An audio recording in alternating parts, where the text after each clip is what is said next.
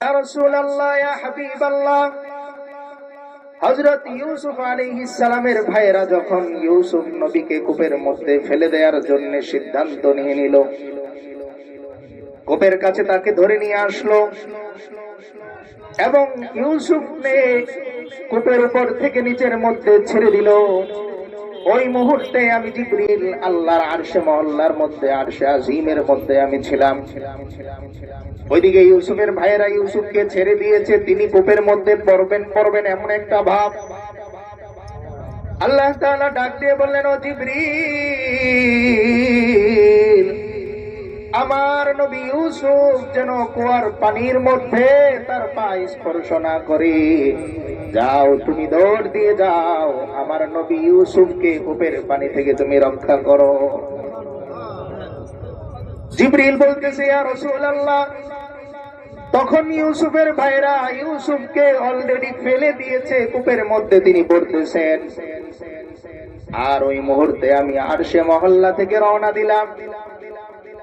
এক পলকের মধ্যে আমি এসে ইউসুফের পায়ের নিচে আমার নূরের পাখাগুলো আমি বিছিয়ে দিলাম।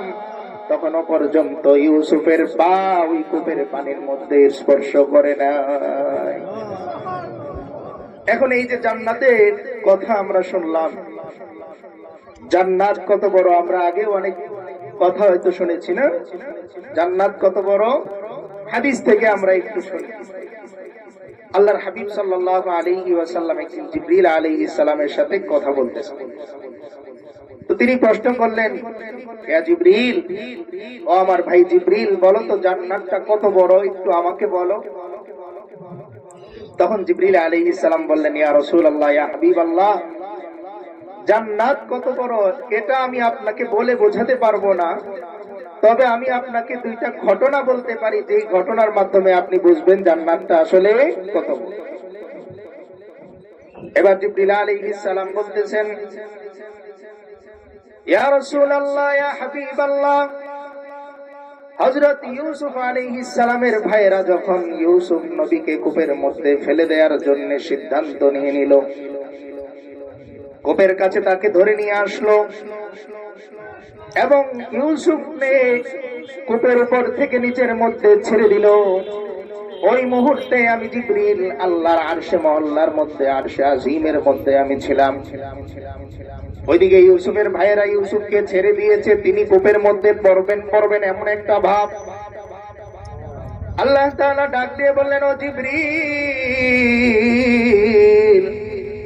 আমার নবী ইউসুফ যেন কুয়ার পানির মধ্যে তার পা স্পর্শ না করে। যাও, তুমি দৌড় দিয়ে যাও, আমার নবী ইউসুফকে কূপের পানি থেকে তুমি রক্ষা করো।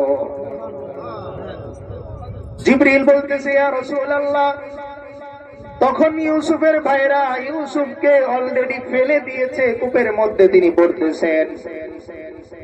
আর ওই মুহূর্তে আমি আরশে মহল্লা থেকে রওনা দিলাম। এক পলকের মধ্যে আমি এসে ইউসুফের পায়ের নিচে আমার নূরের পাখাগুলো আমি বিছিয়ে দিলাম।